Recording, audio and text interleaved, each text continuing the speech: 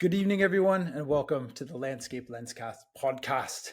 This is the final episode of season 2, and it is being hosted by myself and Courtney Victoria, who you may recognize. We are very excited to be here, and this is a photo critique. So an idea that Paul had when we did our first interview, and said, "Hey, why don't you come back?" And I said, "Yeah, what's the idea that you have in mind?" And he said, "Well, we could do a critique of the normal hosts of the show."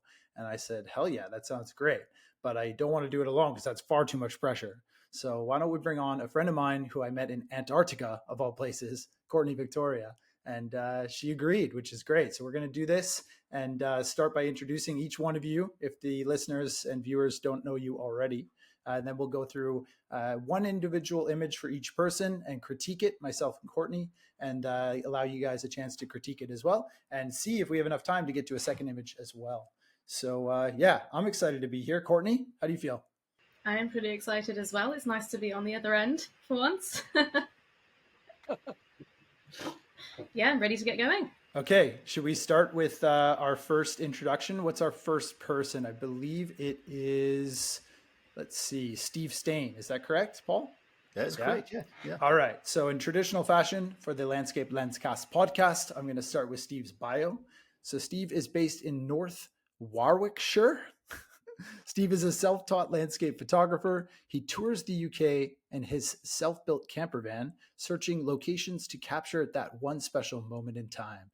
He has a love for the Welsh mountains, seascapes, and more recently since COVID, and not being able to travel woodland has become his passion. Steve, where'd you go with that? I don't think my reading is that poor, but anyway, that's Steve's bio. Thanks for sending that through, Steve. Courtney, you want anything to add? Could you tell us a bit more in depth then about what's the goal of your photography or what inspires you? The thing that inspires me the most is actually new photographers coming into this world of photography, if you like, because their inspiration to get out there and to take images is so refreshing, rather than these guys who's done it for years and years and sort of gone a little bit stale with the photography. So inspiration people wise is that new person getting out there, just getting out there in the landscape. That's why I love North Wales.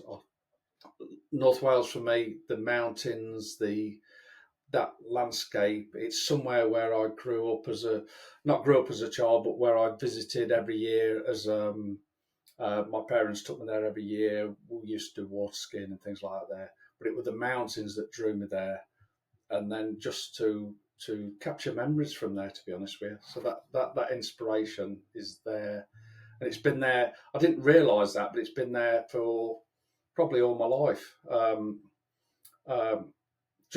I used to enjoy the water skiing. I used to enjoy all that sort of life and things like that.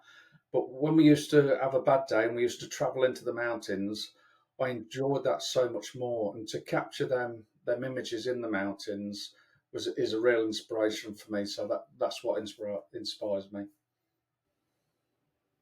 Right on. Well, let's hope that your first image is from Wales. No, it's not. Cool. Okay, so we're going to start with your first image, Steve. And I'm already really, really excited by this. This looks absolutely fantastic. So before we get into it, could you tell us a bit more about this image? What drew you to taking it? Any sort of meanings behind it? Okay, so I was doing a lot of photography in Cannock Chase, which is quite local to me. But after spending months and months there, I decided to sort of travel somewhere else, if you like. And I wanted to head towards the Peak District and towards Padley Gorge. But I didn't want to photograph Padley Gorge because it's been photographed to death. So what I did was I went to that area but walked somewhere else opposite to Padley Gorge and found these phenomenal oaks. And I just loved the interaction with the two oaks. There was almost sort of fighting each other. And that's what drew me to this image. And because of that atmosphere as well. We've got a blanket of fog all over the country, and like I say, I could have gone local, but I needed something else to inspire me. I'd got fed up of the same trees, the same location, and I wanted something different. And I just stumbled across these and tried to get the best out of this location, to be honest. Right on. Well, let's dig into a critique. Courtney, if it's all right with you, I'm going to go first. I'll try and keep it relatively short. So, sorry, for those of you who don't know too, Courtney and I both work as photographers, YouTubers, and I think one of the reasons that Paul wanted us to come on is to have fresh eyes. We've never seen these photos before.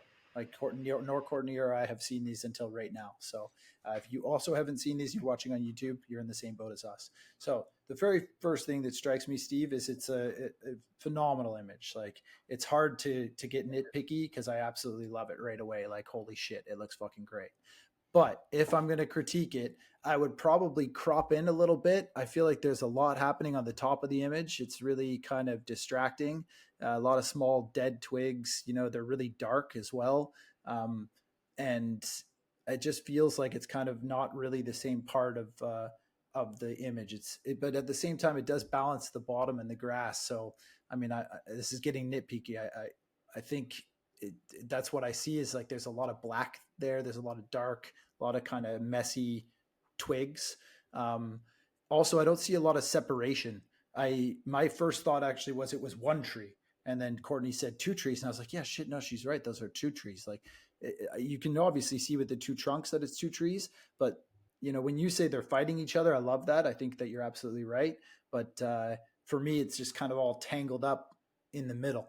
But other than that, like the foggy atmosphere is fantastic. I love the green, the highlights in the moss is really nice. This anchor of the stone and the cut in the main subject tree is fantastic. So for a quick critique, I would just say that it's really dark and kind of messy at the top. Courtney, what do you think? I think that an image is really, really good when you have to really nitpick in a critique. I absolutely love this. I think it's composed really, really well. I just love how that tree, like, it just leads your eye to the second one on the left and the back. And although you both said there's sort of a fight, which I can see, there's so many branches going in different directions. To me, it's sort of a unity, because of course trees are all connected under the earth, so I sort of immediately just sort of coming together, sort of a peaceful coming together. Even though you've got that really atmospheric fog, it just seems very peaceful to me. Again, you have to really nitpick, because I think this is fantastic. In terms of sort of the darkness at the top and all those branches sort of entwined with each other, I kind of really love it, because nature is not perfect, especially trees and woodland photography. It's chaotic, it's busy. A lot of the time you can't get perfect separation. So sometimes you just have to embrace it. So I love it. So the only nitpick I have, I think, is the top left corner there. I think just to sort of brighten that very slightly, because those two tree trunks that look like they're twisting, or branches that are twisting around each other, are quite dark. I think if you just sort of brightened that corner up so it matched the right side, I think that would just probably just add a bit more. Otherwise, I absolutely love this. Yeah, good point. I think you just added to sort of my first thought too, is it's just a little too dark at the top there in the left side for sure. Guys, what do you think? Anybody else want to jump in here to give Steve a bit of a critique? I love this. It's one of the places where I've got to Paddler Gorge and that quite a bit, but I've never been here. The only thing I would say is it looks like a bit of a fence in the middle, in the background, where they sort of arch over. Yeah. That'd only be my thing. I'd just try to hide that a little bit more behind that first trunk, but if you did that, you might lose a bit more separation. But apart from that, I just love it. Thank you. Can I add in, go ahead, Steve. Go ahead. Talk us about your image. I think after taking on board what you and Courtney said, I think if I would have just cut the top off a little bit and gone slightly lower to get the full rocking on the bottom, I think that would have slightly improved the composition. just because we're just cutting off the rock at the bottom, which actually frustrates me a little bit, and which would then deal with that problem at the top, if you like. So if I'd have just tilted the camera down just slightly, I think it would have been a slightly better composition. Yeah, I didn't think that there was more of that rock, but I get what you're saying now. You could also like Photoshop or AI a really dark figure standing off in the background in the right to make it look like it's out of a horror movie or something, you know, with like one of those Grim Reaper axes. That would look really fucking cool. Or like a little tiny crow somewhere in the middle, you know? It was that type of morning, to be honest with you. Yeah. I could Do you have guys- travelled anywhere that morning because the fog was predicted all over the country that morning, and I just wanted. I'd got my eye on this location for quite a while, not knowing that these characters was in this area. It was just a matter of travelling there, searching the area, and then coming across these, and I was just like blown away. But I did actually spend about half an hour trying to separate the branches as best as I possibly could to actually get this shot, to be honest. Yeah, it's not easy to create separation No. a lot of the time, and fog helps a lot, but even still then it's still quite difficult. Can I ask sort of what focal length you're using this? Because I'm sort of wondering, you'd have to shift slightly, but what a vertical image would have looked like, maybe quite wide angle with that tree in front, like really pronounced, with the other one sort of pushed back a bit. I was, all I can remember is I was quite close to the subject, so I was probably at about 24 mil, something like that. So I was quite close, and then just sort of moving around the subjects to make the best of it. But I wanted to incorporate that rock in the bottom right hand third, which will bring your eye through then to the other tree on the left there, which I thought was actually a better subject, to be honest. And then it was just about creating separation between branches and the interaction between the trees itself. But I just wish now that I'd have just, like I say, just got a little bit more of that rocking at the bottom and probably less at the top. That's all right. All right. Well, good stuff, Steve. Thank you for sharing. Let's move on to our second. What are you guys hosts today? No, you're guests, aren't you? You're all guests. So it is time now for our second guest, and that is Douglas Milne. So, Doug, I've got your biography here. I'm going to do my best to read it a bit better than Steve's. So, Douglas Milne is a landscape photographer and writer based in West Lothian, Scotland. Always a keen walker, his camera has allowed him to record some of the fantastic scenery that he sees on his hikes. And the pictures that he has taken have been used to illustrate his 4 published walking books. No way. Hell yeah. That's awesome. That was way easier than yours, Steve. You should take notes. Courtney? Amazing. That sounds really impressive. So could you tell us a bit more how you got into photography? I've got a story for when I got into photography. Many years ago, I was working down in Whitley Bay, and there's a lighthouse out in the bay at Whitley Bay, and I was trying to get a picture with my phone, and it was tiny. Everywhere I stood, it was tiny. So I thought, right, I need to get a proper camera. So I got a proper camera with a, interchangeable lens and everything, 50 mil, still tiny. So got the long lens and so on and so forth, and learned a bit more about photography, and eventually I got my picture of the lighthouse in Whitley Bay, and it's just kind of gone on from there. Isn't Whitley where Tom lives? Tom Isn't Eaton, that? yes, Yeah, it's where he lives, Yeah, but I've never I thought met so. him. Never met him. Yeah, but it is I Whitby, might have right? met I always him, thought but it I was didn't know something at the weird time. like that. I always got it confused with Whitby or like Whiteley, but it is Whitley. Got it. All Whitley right. Bay. Cool, Doug. All right, well, let's see your image. Oh, good. Okay, cool. Fantastic. So, Doug, could you please introduce your image to us? Okay, well, this is a picture of, in the distance, Blackness Castle, which is about maybe 10 miles from where I live. This was taken one evening during lockdown. My wife and I were out for a walk, as you get to do, and it's one of these, that's a nice picture, I'll take that. So, yeah, Blackness Castle, Outlander location, for anyone that doesn't know. It was Fort William in Outlander, but it's actually on the Firth of Forth. The fourth rail bridge is right behind me, more or less. Sticks in the foreground it's an old shipwreck, and that's kind of all that's left of it. Just the struts that held everything together. So that's basically it. All right, let's start the critique. Let's get brutally honest, Courtney. It's time to rip this photo to shreds. So, Doug, I would have gone way wider, way wider. The left side is too close to the frame, and I feel like you've got a nice sort of anchor subject of these, old shipwreck pieces of wood floating, but it's almost too compressed, the scene. Like, I want to see it. I want to see more of it. I want to see how big this lake is. I want to see the hills in the background. I get that maybe you're compressing to draw focus to the castle ruins in the background, but it's hard to even tell that it's a castle. It's like the time of day. It's sort of like, I kind of get it, but I would have loved to have seen bigger, but just more of this same scene, because the reflection is phenomenal. The light's obviously really good.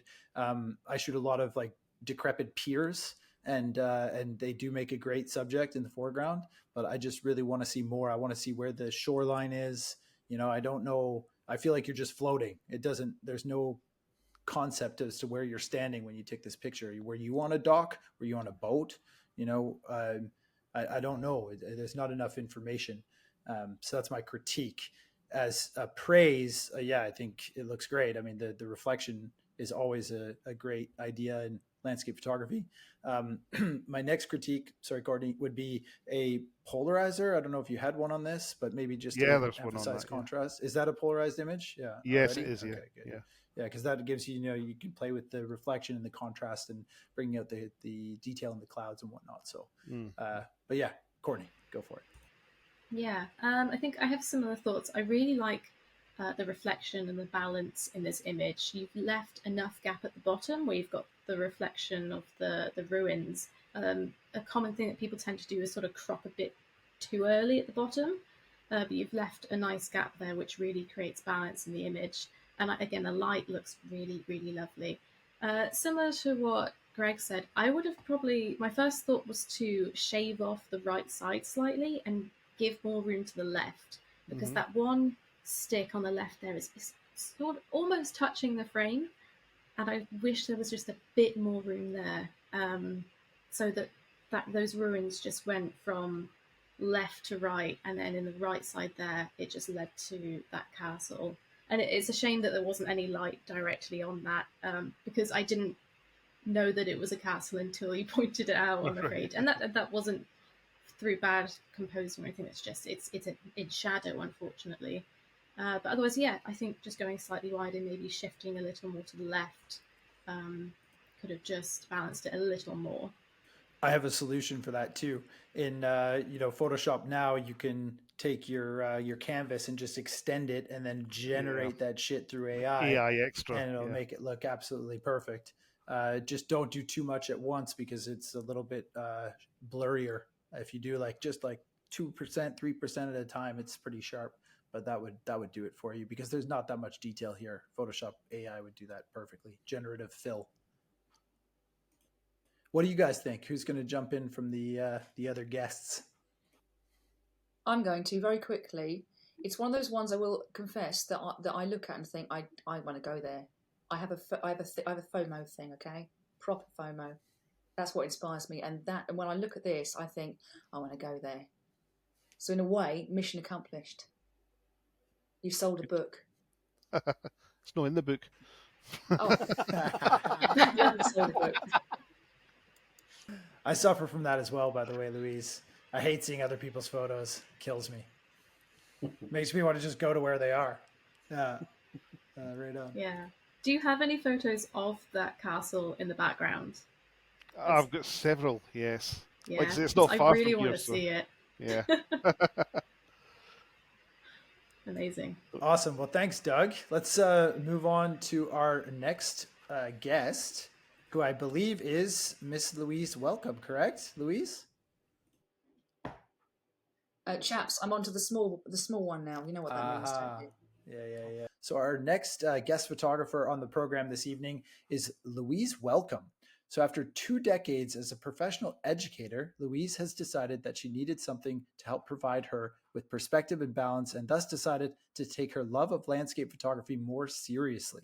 So being based on the south coast of England, that affords her convenient access to the varied and popular landscapes of Dorset, as well as lesser known Sussex locations where hidden gems just wait to be captured. Oh my God, my reading is terrible. Okay, she is drawn as equally to the rolling hills of the South Downs as she is to the rugged coastlines of North Devon and Ireland. Awesome. Right on. Okay, good stuff. That's Louise. So earlier, Louise, you said that what inspires you about photography and photos is that you want to see a place and a subject. So how does that relate to what you want to convey within your own photography? Okay. So I'm a research beast. I will research incessantly. When I go to a place, I will have to get the obvious photo out of the way, and then I can relax and take my time. I know that a lot of people will say there's certain shots you shouldn't necessarily take, or the honeypot things. Well, actually, the honeypots for a reason. I might want to at least have a go at them and then relax in and try and get my style in a particular area. Not often very successfully, I will confess. Okay, so yeah, let's take a look at your first image then. Let's get right in there. All right, so Louise, we've got an image here on the screen. Can you introduce the image? Tell us a little bit about this. Both Courtney and I have not seen this before. No idea where it is. So okay, so this is in Donegal in Ireland, and I've only ever been to Ireland once before, and that was earlier on this year. And we had a massive storm the day before, and this was a location I'd wanted to go to. I envisaged it really, really differently. If you get the tide wrong here, it's a little bit cluttered / blimmin' ugly, but I got all my tides wrong, and it was coming in and coming towards me, and it was a scouting day, and I just thought, blow it, the sky's okay, it just seemed right, so I captured this shot and didn't go back afterwards because I found lots of other places. So this is about 3 or 4 miles below not Malin Head, I'm so sorry. One of the famous lighthouses is up there, and this is called Great Pollet Sea Stack. It's actually about 25 metres tall. Not that you can see it in this. Okay, awesome. Courtney, do you want to have the first go this time? Absolutely. So I love this image. I think you've done really well at simplifying what is possibly, as you said, a very, very busy scene. Beach scenes can be very, very chaotic, rocks everywhere. I like the shutter speed you've used here. I think that works really well. It's created a really calming image. I also like the crop where you've not got too much sky, because there's a bit of interest in the sky, but you know, it could be better, as it usually could in landscape photography. The only thing that is grabbed my attention immediately is that I wish it was a bit wider, if I could see a bit more of the location to the left and to the right. Okay. That's the only thing that's really grabbing me at the moment. Fair play. I would go black and white. I don't see really much color contrast here. I was like thinking about pushing the greens on the cliff to get a little bit more of that grass, and like you got a nice bit of like dark green in the center of the image, but other than that, it's really kind of muted. It's just sort of like a brownish, like gray. Also in this kind of a seascape, I would actually speed up your shutter speed now, like to maybe a half second. Do you remember what it was? I think this was half second, and I have one that's longer because it was pounding towards me. I have one that's shorter, but it was really, really busy.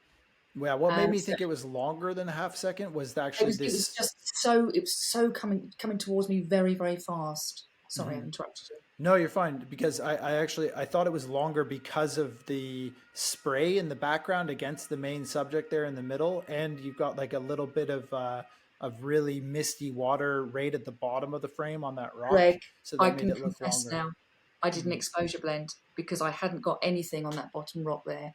So I brushed something through. So you've caught me out there. No, it's cool. That's what I'm just explaining my thought process, because Yeah, that's so what made it that's- look like it's not a fifth of a second. You're bang on, because Okay. that's what I did. I brushed in from another photo there. But for those of you listening or watching this, if you're doing seascapes and you want to get like a dramatic water, it's not actually that good to go like 30 seconds, a minute and a half to like flatten it all out. The golden spot is about a half second. But yeah, I just think the color doesn't really lend to it. There's not that much interest in the sky whatsoever. And as Courtney said, I agree to go wider, just more of the cliff on the left, especially. I don't really care too much about the right. I'm pretty certain I know what's happening there. It's going to just turn into, big open ocean. But the right-hand side, want to know what that cliff's all about. Are there puffins living there? Where does it go? Is there a lighthouse? Does it go higher? There's a lot that's left to be desired on the left side. But yeah, for a quick critique, that's what I would say. Try black and white. I've still got it, like. so I can go left on it. So I'll have a look at that. Thank you, chaps. I appreciate that a lot. No worries. That was a fun one, Louise. And where's that again? Ireland, right? Ireland, yeah, Donegal. Yeah, sweet. Okay. All right, ladies and gentlemen, I'm excited to introduce our next photographer, who is the brains behind all this, right? Our tech guy, Mr. Paul Cunningham. So let's see if I can get your bio right. Oh my gosh. All right. Paul initially dabbled in various photography genres, honing his skills in areas such as street photography. However, he eventually discovered his passion for woodland photography, where he thrived and significantly improved his expertise. He was fortunate to have a gallery space in Edinburgh's Old Town, courtesy of his sister-in-law. Paul generously shared his knowledge by giving tasks for photography clubs in Edinburgh, talks for photography clubs in Edinburgh, and also launched his own YouTube channel to document his tree photography journey. Furthermore, in January 2024, that's this year, Paul ventured into podcasting and co-founded the Landscape Lenscast, which you're listening to right now, a podcast that he hosts with his photographer friends. Is that saying, are you trying to say that we're friends? Well, yeah, well, kind of. That's what it sounded like. Mutual people who same kind of right. Same kind of mindset as yourself. Yeah. Awesome. Courtney, what do you think? I have a few questions here. Oh, I'd God. love to know the type of photography genres that you went through first, and what attracted you specifically to the woodland. Okay, so I started off when I was a tour guide when I started doing photography, because I used to take pictures of old buildings, decayed buildings, ruins around Edinburgh, and I was into history because being a tour guide comes hand in hand with history. And then I just stopped doing all that, gave up doing tours, and started going out taking pictures at old closes in Edinburgh, etc., and all these honeypot shots. And I got into street photography because I was on pretty much the street of the Royal Mile where I used to take the pictures. From there, met some like-minded photographers in the community and started to do portrait photography for a little bit, which I wasn't very good at. I'm not really good at that type of thing at all. And that's when I started to watch a lot of YouTube. And I think YouTube is something that some people won't say much about it, but it is a catalyst to you see something that it inspires you, like Simon Baxter. And I kind of put Simon Baxter on a pedestal because that's pretty much what I've been learning from, self-taught photographer. And my dad was a photographer as well. He used to do wedding photography, and he was full-time professional doing it. So that was kind of my journey in photography, yeah. Kind of now, because I love woodland photography, it's a case that the whole concept of being by yourself and you're slowing right down. Unlike street photography, you have to act really, really fast. Woodland photography is you can slow down and you think more and you just relax more. And I think that's what I like about landscape photography, is because you put more thought process into getting a composition, as opposed to when you're doing street, you've got to act quicker, so to speak. So that's pretty much where I am just now. Yeah. Simon Baxter was my roommate in Antarctica. Courtney. Oh yeah, cool. Yeah, we were both. Yeah. Yeah. Do you remember, Courtney? I got a question for you. How many trees were in Antarctica? 0. I remember Not asking a single one. I remember asking Simon the first day. I was like, "So what are you going to photograph?" Yeah. It was quite funny. What was his reply though?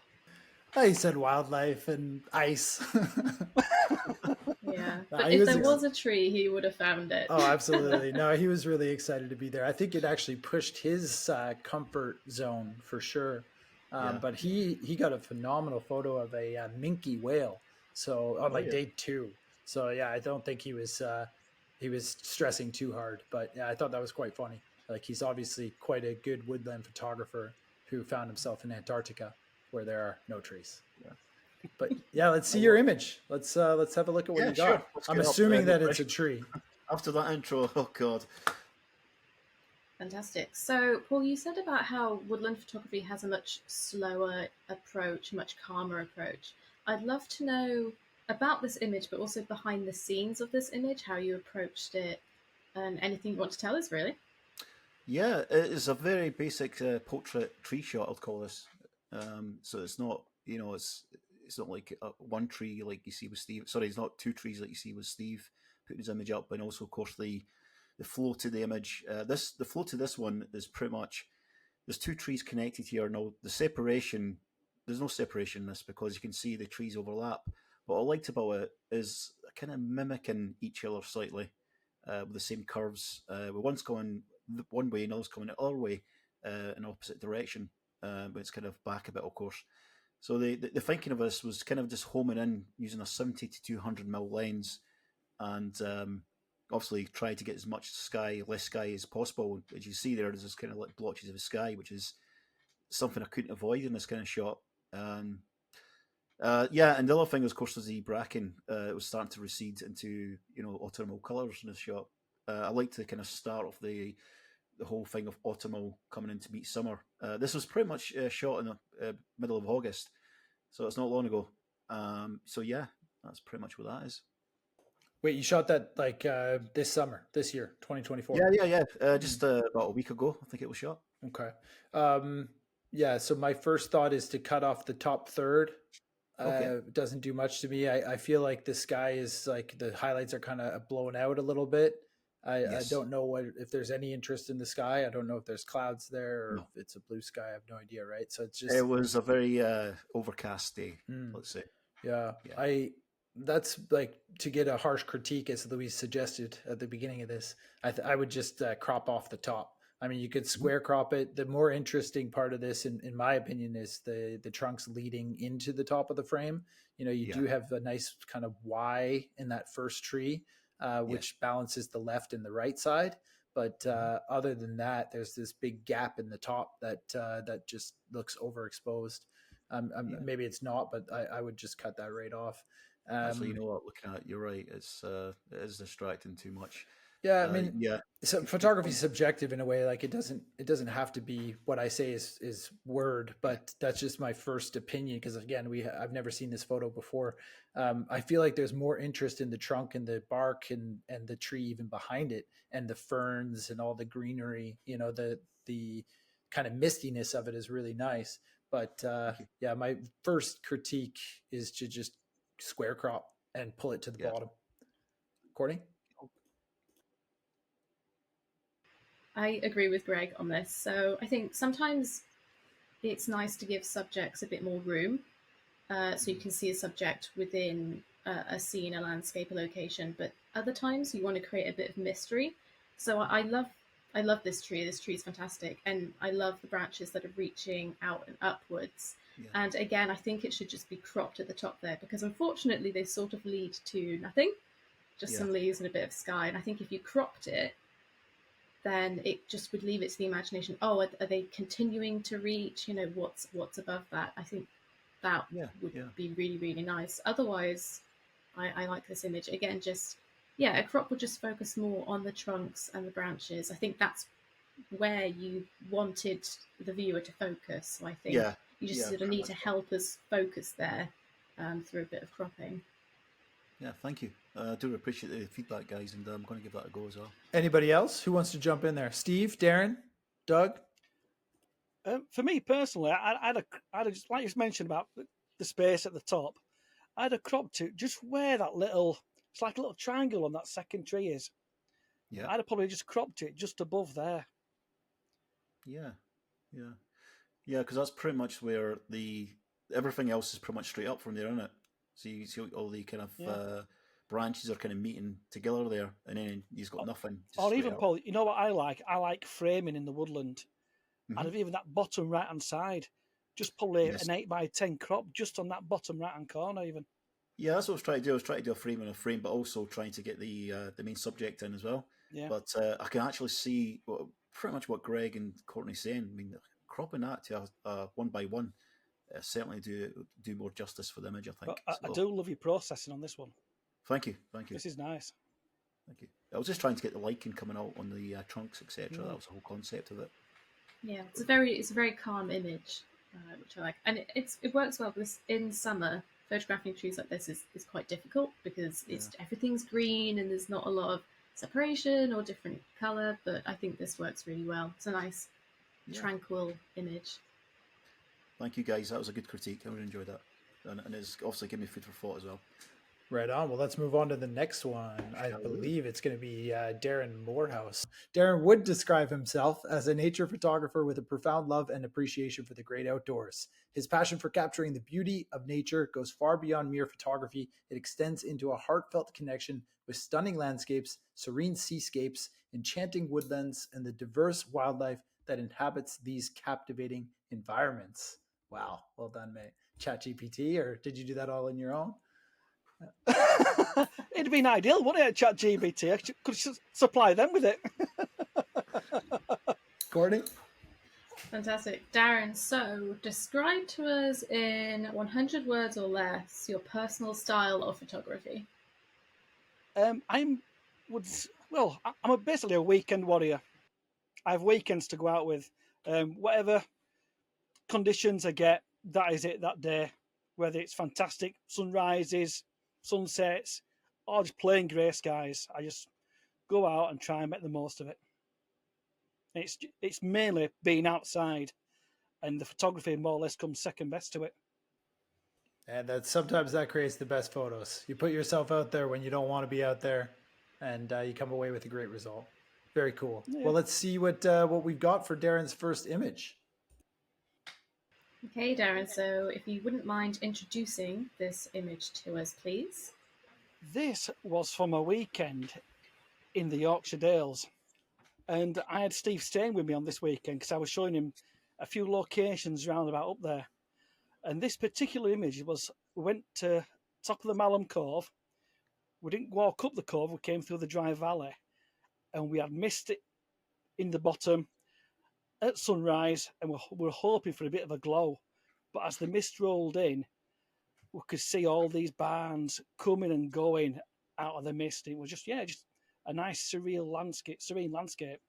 Of course, the Yorkshire Dales, it's the dry stone walls. That took me fancy to this. Wow, dude, this is awesome. Again, Courtney and I have not seen any of these photos before, and this shocked me. This looks incredible. Louise and I suffer from the same, what was it? Would you say it's travel lust, I guess? I would just want to go to wherever. FOMO. FOMO. Thank you. Fear of missing out. This just looks incredible. A landscape that's totally foreign to me, being Canadian, living in Germany, this just screams the UK. It looks fantastic. But we're here to critique. So yes. I don't know what that animal is in the field, but it's distracting me. It looks like maybe a cow. It's a giant panda. Oh, yeah, nice. Is this China? So I'd get rid of that, but I don't know. It's just distraction. I don't know what it is. Also, that little road in the bottom left-hand corner kind of distracts me. I either want to see more of that road or just get rid of it because the bottom line of the wall is really, really good. It balances the framing of the photo, and I feel like it's actually right at the bottom is totally fine. You don't need more space, in my opinion. I think the balance between the green in the foreground and then that back layer of the fog looks really fucking good. Maybe a bit more contrast, but I really like the mistiness too. So I just get rid of any distractions, try and simplify the image. That's post-processing though. Some people might not want to actually remove stuff with post-processing, but I personally would do that. So other than that, I don't got much to say. It's a great photo. Thank you. Yeah, I have Similar thoughts. I think this is fantastic. I don't have FOMO necessarily of locations, but more of conditions and weather. So this fog, this mist, I dream of this because we don't get this often where I live. So I'm jealous of these conditions. Well, It's absolutely beautiful. This weekend where we took this was the first time I've seen mist and fog in this location. Fantastic. You just got to be out there, haven't you? Right place, right time. And the reason you said there with that path on the left-hand side is the reason I put this image in, because I have got a wide version of this as well. And this was at 200mm and with the APS-C mode on the Sony. So it's roughly 300mm, this image. So yeah. It's fantastic. It's beautifully composed, and you've just got layers of lines from, top to bottom, bottom to top. You can just see all those tree lines in the background at the top there. It's just fantastic. Again, it's really nitpicky. Similar things to what Greg said. First thing that came to mind was maybe a little more contrast could be needed in the sort of the bottom, just sort of bringing the shadows down on the walls or the building just a little. It doesn't have to be a lot, but otherwise, yeah, this is fantastic. Thank you. Yeah, really great, mate. It's cool. Where was it exactly? You and Steve were there together, right? Yeah, this is Malham Cove in the Yorkshire Dales, and Malham Cove gets extremely busy at the weekend with visitors, and this is actually above. I think it's about 250 foot is the cove, and we've actually stood on the limestone pavement looking down. Awesome. I love it. All right. Okay, so we're going to circle back around now, and we're going to start all over again as we have more images, and this one is very, very exciting. So, Steve, do you just want to give us a couple of sentences about this image, location, what went on behind the scenes? Yep. So this is an image from the Lake District. It's of the River Brathay. I think I've said that correctly. And what we didn't expect, it was in the autumn time, but what we didn't expect when we got to the location, because we got there in the dark, was actually the frost. So we got the frost, the fog, but we've also got a little bit of that autumn as well. So everything come together on that morning. It was just a phenomenal morning. Amazing. This is fantastic. I think we're thinking the same thing. Like, what do you even say to this? Jesus. I'm glad that I don't have to introduce you guys anymore. But coming into this second round, Steve, this is another banger. Like, absolutely fantastic image. It's very difficult to nitpick this, mate. I am blown away. This would be a phenomenal print. Okay, so let's look at the river. You've got a reflection of the tree trunk that's really sharp. It looks fucking awesome. And I'm like, how is that so clear with all that mist coming off the water? And I just don't really get it. It's throwing me for a loop. It looks fake. I think I would, in post, I would actually try and select only the mist and I don't know, dehaze it or bring out more contrast in that mist so that you it's less foggy in that river, because it's kind of hard to tell that it's even a river. I mean, you kind of get it, but it's like, what is that moving through there? But the reflection kind of throws me off a little bit. Other than that, no, I mean, I got nothing. Courtney, go ahead. No, I also have nothing for this. I'm actually just so jealous because I went to the Lake District for the first time at the beginning of last month just to sort of have a look around, and I was just looking for areas that had amazing trees and views like this. And of course, the Lake District is huge. I had no idea where to go, so just darting around. And this is the sort of scene that I wanted to find. So I wish this image was mine. But otherwise, it's absolutely beautiful. And I don't really think I have anything to pick on. I just want to know if you sort of experimented more with these trees, because that tree on the far left, it's got such a fantastic shape to it. I've actually got a better shot. I think I've got a better shot than that, and it's there. And it's actually of that tree on the left-hand side with the light coming through. And this is my second favourite, if you like, of that morning. The morning was phenomenal. It was absolutely phenomenal. And it's actually quite a well-photographed area. And As for the river, it was the water, the fog on the water, the mist on the water is very patchy. So that detail in that reflection is as is. But I do get where you're coming from. But if you can imagine that water, that mist on that water is so patchy. The light's coming in from the left hand side, so it's catching that tree there in the middle with that lovely autumn colours, and it was one of them mornings where I've probably got a dozen images from there that I'm really happy with. It's just this one, and another one, like I say, that really stand out to me. But when everything comes together, it just comes together, and it's actually easy to photograph. Yeah, but it's hard to critique. So pick a different one. Jeez, what do you guys think from the other guests? This is an amazing location, and this is a small part of this area. And this area it's absolutely fantastic. The morning that Steve got that was unbelievable. I actually got stuck in this location in the snow and pulled the bumper off the van. So I know this location quite well. But yeah, the atmosphere Steve got captured here. Yeah, like I say, it's just I've got nothing to say about it apart from it's just fantastic. One of the things I think you got to appreciate is with this location is that's it, just above, just above the image is a farm in the distance, and without the fog, that farm is very distracting. And another thing is that this location is so easy to get to. It's so accessible for everybody. It's about a 5 to 10 minute walk at most. To the left-hand side is actually there's a pathway there that you walk through the trees. If you have a real detailed look at the image, you walk through that tree that's highlighted in the middle there, and it's just a phenomenal location to actually photograph all year round. It's just that we dropped on that one morning. The day before that, we travelled up from the Midlands, so it took us about 4.5 hours to get there. And the day before it was so sunny, blue skies, what have you, just did not work. So we didn't expect to get up this morning and have these conditions, and it was just something special.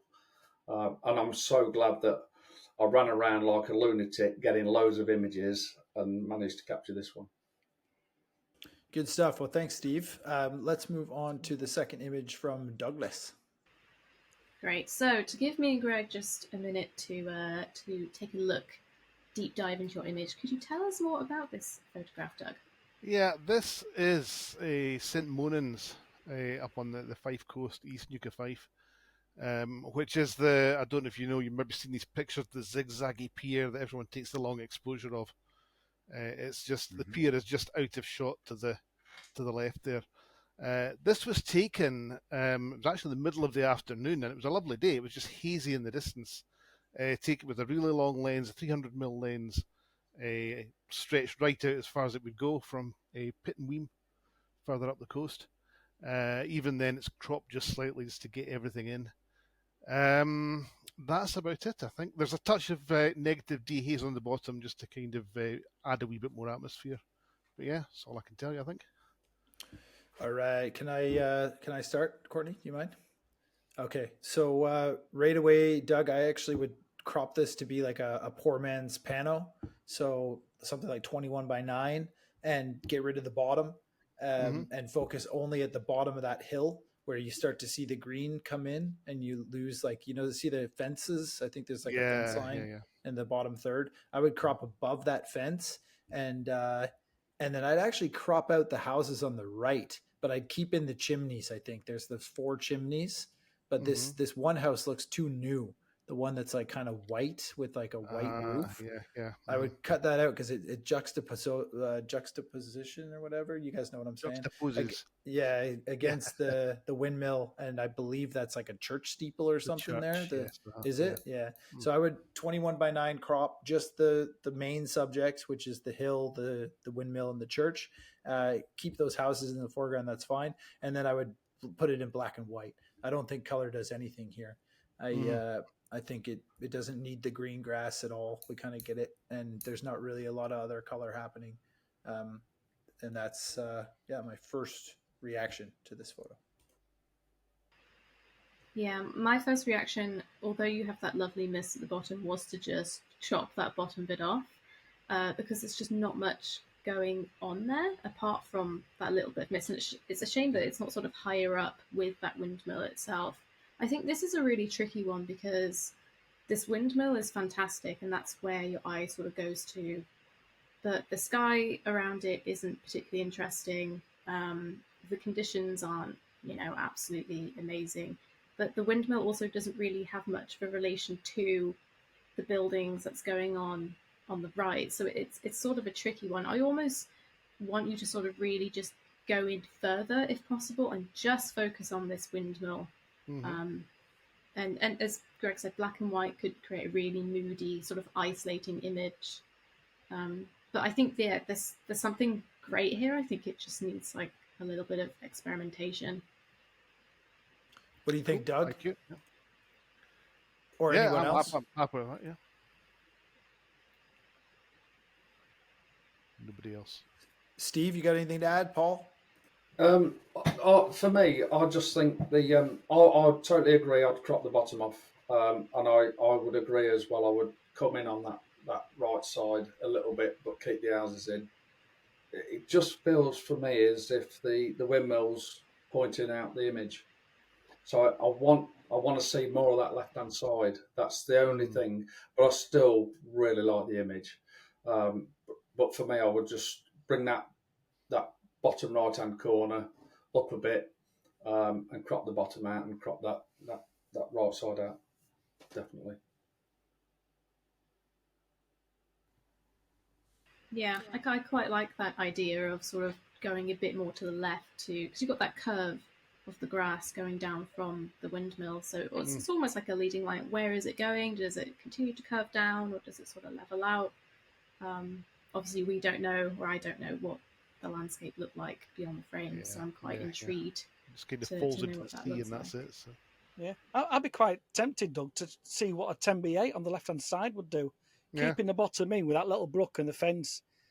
So the windmill is more or less on the right-hand side, facing out of the image, like Steve said. Yeah. And getting rid of everything on that right-hand side. Mm-hmm. Paul, what do you think? Yeah, I mean, I would kind of echo pretty much what everyone said there. It's just the bottom part, just cropping it up at the top, just bringing it more into the grass area. And on the right-hand side is like a caravan, I think, like a remote home looking kind of thing. On the right-hand side, that's the only thing I'd probably crop out there and just bring it in a bit. But keeping these 4 chimneys in is paramount to the image as well, because it's kind of giving a bit of depth. And there's layers there. There's nice layers there as well in the image. But yeah, just mainly just tighten up a little bit. Going to the left a little bit, but obviously Doug may have reasons why he never went to the left. What was the reason, Doug, why you didn't actually... Was there anything there on the left-hand side that was quite distracting? Not especially, no. It's just the sea that's out there, and that's it. I mean, I really wanted to focus on the windmill and the church, Yeah. That's all I've got to say, really, yeah.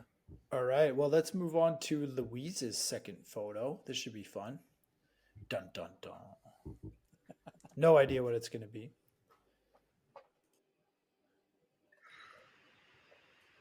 Okay, Louise, while we stare intently at your image, can you tell us about it? Can I guess really quick? Is this from Slovenia? You know it is. You know it is. I'm obsessed with Slovenia. That's the 6th time I've been there, and I'm going back there in May because I've never done spring. Right, this is the year before, right? At 100 mil. I went back and I stayed literally in a house there, which was lovely, by the way. If you want the address, let me know. It's brilliant. However, I went back and I had 2 mornings here. One was and then this happened, and I just thought, actually, I did lots of different kind of crops of this, and I did a black and white where it was unusually at a kind of a square crop top left hand, which is a bit weird, but it seemed to work. But I just wanted to kind of have this. I think it's a 3x1. And it's sort of because the mist was passing through, It sort of looked fractionally oil painty, sort of slightly as if it wasn't a photo, which was sort of what I liked about it. I wanted to keep the background of the trees that were just poking through where the mist was dissipating. But it was just an experiment in cropping. I did a 16 by 9, far too wide, didn't do anything for it, just needed to get rid of the crap that wasn't there. And I just wanted something that wasn't that, because that's your classic. That's all. Ooh, I would love to get started. Have a black and white. Have a black and white. Okay.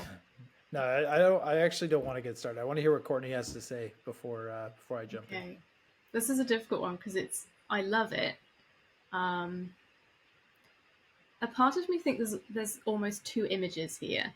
So the first thing that drew my attention was all that fog on the right, and at first I went, "Oh, I find it distracting," and I sort of want to cut it off. But then when I look at it, it sort of looks as though it's reaching for that building. So I kind of like it. So I think if you cropped off the left side and had the building, those trees, and that fog reaching, it's quite an interesting sort of slightly sinister image. And then if you sort of cropped off that fog and then just went for the building, the slope, and the trees that are the hiding in the mist there, I think that's an image by itself. I've got that one. Yeah. So I always feel like I love this, but I think there's sort of two things happening here for me, and I don't know where to focus first. Okay. I love this game. Like seeing a photo and guessing where it's from. And yeah, I immediately knew this was Slovenia. So I think, yeah, you and I have a relatively similar style there. I also like looking for the honeypot shots, and they're popular for a reason, you know? And I think that this is phenomenal. It's a great photo. My critique would be to do a 1x1 crop and focus only on the church. That's it. Crop the right and the left. But it doesn't add that much. I mean, I really like it in a 3x1. I think the wider the better. But I don't think 16 by 9 would work, you know, because then you get too much. Yeah, you want to cut out the background, cut out the trees, the mountainside in the background. You don't need that. It's the focus is on the church, which is why I think a 1x1 would also work. But I agree with you. The painting style is cool. Like I would like to see more detail. I would actually like to pixel peep this, you know, like get it close in a print and actually have a look at it. I think there's a bit of color in the tiles in the top of the church, like almost like a purple, like a dark purple. You could try. It's dark. It's like an orangey red. It's quite a peculiar color. Yeah, you could try and emphasize that a little bit more to give it a little bit more color, because you really only see like the dark blue background and the green grass. There's not really much on the church, you know, so give it a little bit of that color, especially on the steeple, I think would look cool. But other than that, yeah, I mean, if I were to go to Slovenia and come home with this photo, I'd be pretty happy. Thank you. Oh yeah, I think adding on to what I was saying, you've created like this little triangle. You've got three elements, at least to me, in my opinion, whether anybody else sees this or not. You've got those trees on the left, the building, the trees, and then the mist. So my eye is just like bouncing like a triangle from three. And it's almost sort of trapped my gaze into the image, which I think is a good thing, because I'm not looking away, I'm not bored by it. My eyes just bouncing through the scene. So I think it actually works really well. Cheers, thank you. That's why I love this, Courtney. Because your eyes are going all over, and I think Louise knows I love this crop. This pano crop is just. If I could do an image on a pano like this, then I will do it. Yeah. And banging the church, bang in the middle, goes against everything, but it works a treat because the mound comes into the middle. Yeah, I love it. Really do love this. Successful because it makes you think about it. Yeah, can't stop looking at it. Yeah, to add to that, I actually think, Darren, that the church in the middle works. It's like a pyramid, definitely. You know, like in composition, with having angles and rule of thirds and like sort of a triangle of the hill, the slope, everything leads to the church. Then you got the church steeple, which is also a freaking triangle. You know, it all kind of is well balanced to draw the eye. in that way. So I think from a composition standpoint, it almost has to be like this. Like it's just phenomenal. Thank you. I must add as well that our first ever podcast we use as a thumbnail for our video, and there's a lot of people clicking onto it, but not watching the podcast. But yeah, it's a great image, and I was really happy to get it up on the thumbnail of the podcast. Thanks, man. And everyone said, I'm pretty much there. What you say, agree. What I do love about this image, left-hand side of these 4 trees or 5 trees, or rather, the separation of them as well. Just sitting there in the mist, kind of like by themselves, and then you've got this triangle balance, as you said there on the right-hand side. You've got the subdued other trees with the mist coming in, so it's like the atmosphere is kind of traveling over the image as you look through it. So you can just feel it. You can feel that you're actually there and you're looking onto it. And I do like the idea of the concept of being a fine art image, water-based kind of painting images, Louise said. So yeah, that's all I've got to say. And that was simply the mist that created that, because when I've got a print out on my wall, and when I look at it, people can just go, "Oh, who painted that then?" And I want to go, "It's a photo." But it's just simply a haze of mist that's gone over it. Yeah, it's a cracking image. Right on. Well, thank you, Louise. Let's move on here. We got 2 left. Okay, cool. So just when you guys ready, let's go for it. Okay, Paul, so tell us about this image. Yep, okay, so the image is named Limbs, and obviously for the reason of this tree, which is felling, and it's kind of been there decaying for the last few years now. And it's a local woodland not far from where I stay. It's kind of, I've seen it a few times, and I've never got I've had the composition, but I've always had sky in image. And no, this is obviously gone back at a time where there's more foliage, more grass, more trees. So it was during the summer. It was in July. It was about 3 years ago. And what I did notice, if you look at it in the foreground, there's another part of a tree, kind of leading out to the tree itself in the middle, and it's kind of leading your eye onto the whole thing. So it's kind of the whole image, the whole 1x1 crop is covered with this tree. That's what I liked about it. And it's it appears to be like an ash tree, I think. But the only thing, and I will actually say this, a disclaimer, on the left hand side, I never actually photo stacked this, and I wish I did. But on the left hand side, there's a little bit of kind of less detail, less blur, and like debris for me. It just kind of ruins the shot a little bit. But the main thing is the tree, the limbs. I just love that kind of aspect of the shot itself. So yeah. Yeah, this is great, man. I admittedly don't do a lot of woodland photography, so for me it's hard to critique these because I think it looks pretty cool. I would probably walk right past this and maybe not even see it. So love the 1x1. I don't think I'd change much in the crop. The thing that I see right away is the balance between the shadow and the highlights. I feel like maybe you could bring a little bit more light into the shadows and maybe a little bit less of the highlights in the background. But that's just getting picky. I mean, other than that, I really like it. I think the composition, the subject, the matter, the limbs look great. It's just that left side, especially, like it's just a little dark across the whole left side. You know, even like a gradient filter in Lightroom and just brighten it up a little bit might do it. Right. Okay. Thank you. Yeah, I have similar thoughts. I think you would have to be really, really nitpicky to pull something out of this that needed to be changed, or I think this is pretty good. I like the composition and the crop. I'm just curious, have you tried it in black and white, and what did it look like? I think I have, but I don't think it's made a lasting impression. Of course, I would have actually put it up. But saying that, I mean, I don't know if I've if I did put it in black and white, I'd probably play about it a bit more when you're saying that. Because I was kind of like quickly just put it to black and white, just get the feeling of it. I didn't think it worked as well. But if I put a bit more kind of blacks into it, it'll be interesting.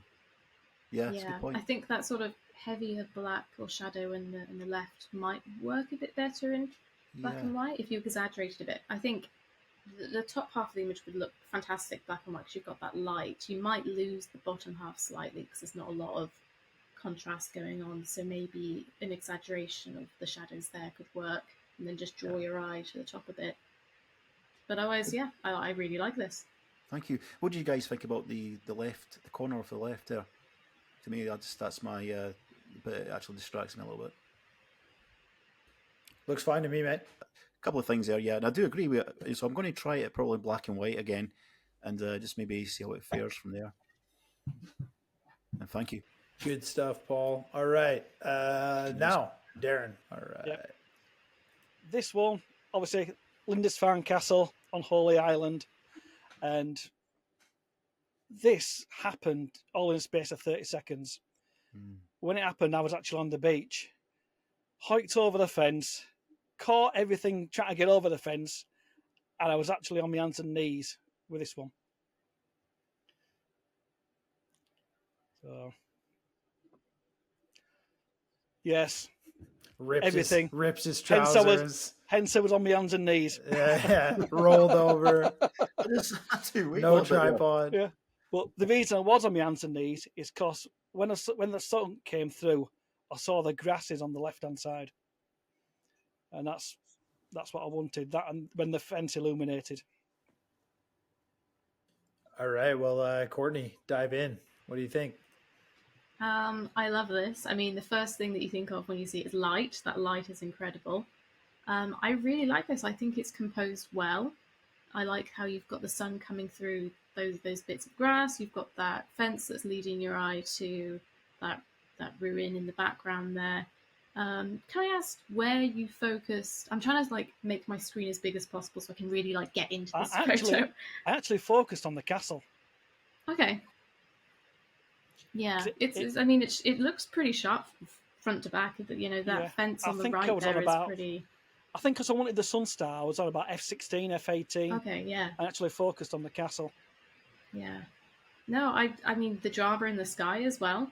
I think is amazing. Again, I think I'd have to be really nitpicky with this. It's really difficult to get the right exposure when you've got really bright sun coming through clouds like that. I don't think it's really overexposed or anything. I think that's done well. No, I don't think I have anything. Nothing's jumping out at me. Is Greg, any thoughts? Yeah, I've got lots of thoughts, but not many to do with this image. No, it's great, man. I agree with Courtney. The light is what really gets you. It's you can tell it's probably a fleeting moment because the sun is just peeking over that dark cloud on the horizon. Super drama, moody clouds. I love the light behind the castle. I don't like how overexposed that one part of the fence is, but I know those highlights are natural, and if you tried to pull them down, it would probably just look like shit. So I think you have to leave it. It was an absolute bugger to get right, was this? Yeah, I mean, it would help from probably bracketing, but if you tripped over a fence and rolled into that position, maybe you don't have the time. And I've been in these situations too, where you really don't have a huge window, and maybe you're not thinking about how to control the entire scene. I think the leading lines bode well to this crop. I don't know how wide it actually was, but you've done a pretty good job to crop out the sky. Yeah, that's the full width of it. The height was a bit higher, but above them clouds, it was blue. Just blue sky. You don't need it. No, you don't need it at all. It's hard to only critique the image, but if I were there, I may have stood up and tried to get one where the fence is actually below the horizon. But then I've got one of them as well. Yeah, then I mean, you'd have to take them both and have a look. But my critique is not. It looks great. I mean, it's a phenomenal landscape photo. So hard to critique that. The only reason I put the fence above the horizon was to break it, because I've got an image where I'm above it, but it just looked bare at that right-hand side. I wanted it to try and balance out with that grasses and the light. Yeah, you've done well to get low, for sure.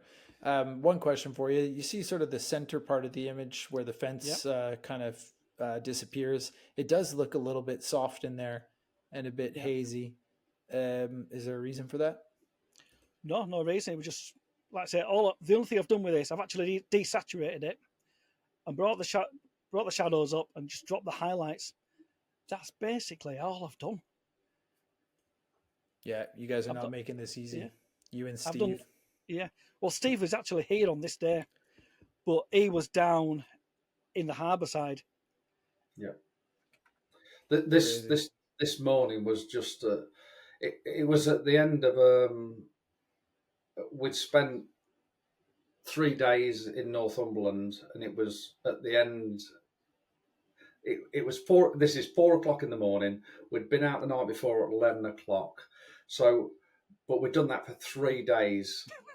So we was all shattered. So to actually get any image on this morning was an achievement. So when I seen Darren put this up, I'm thinking that is something special. So he's done a proper job.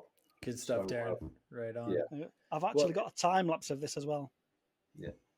And like I say, that window was so. We was all there, and we didn't realise how good that light was. But it was only for 5 minutes maximum that light just caught and just transformed the landscape. So he's done a fantastic job. Good stuff. Yeah, this kind of stuff is really fun. I was going to say, it's normally us that take everything from you guys. When you guys come on, we take something from you. So it's a good compliment. You don't know this, Paul, and actually none of you guys do. We didn't mention it, but Courtney and I did do a live photo critique in Antarctica for a lot of the people that were on the boat. And we did it for a couple hours, and it was one of the most interesting, like, interactive sessions that we had throughout the whole journey. I really, really enjoyed it. So, Paul, when you said, we should do something where we critique the photos of the actual hosts, I was right on board, because that was a really fun experience. So for those of you who are listening or watching at home, be sure to ask your fellow photographer friends to have a go at critiquing your images, because you'll learn more from other photographers in one day than you will in a month on your own. And that kind of experience is priceless. So it's been really fun here for us tonight. Thank you very much. I feel a bit honored to be asked, and I'm sure Courtney as well. That was fun. Absolutely. So good luck in season 3. Yeah, thanks. Any of you guys want to add any closing words to your season 2? I'd just like to say thank you both for your honesty for them images. Yeah, much appreciated. Yeah, absolutely. Yeah, thanks for giving up your time. Yeah. It wasn't as brutal as Louise maybe made it out to be at the beginning. I just didn't want you to tickle the outsides. I wanted you to get right in there and just say, come on. You did. It was good. And I just want to say thanks again, guys, for watching Landscape Lenscast podcast, for sticking with us, good and bad. It's fun. We've had some lot of fun as well through it. And we've had some great guests. This season's been the 2 has been the best one. And without Courtney, without Greg and Adam and guys like that, we would be here, So thank you. Thank you for subscribing. And Greg, thank you. Courtney, thank you. And the guys who are the heartbeat of this, love yous all. Thank you. Thank you all. Yeah. Get a little bit emotional now.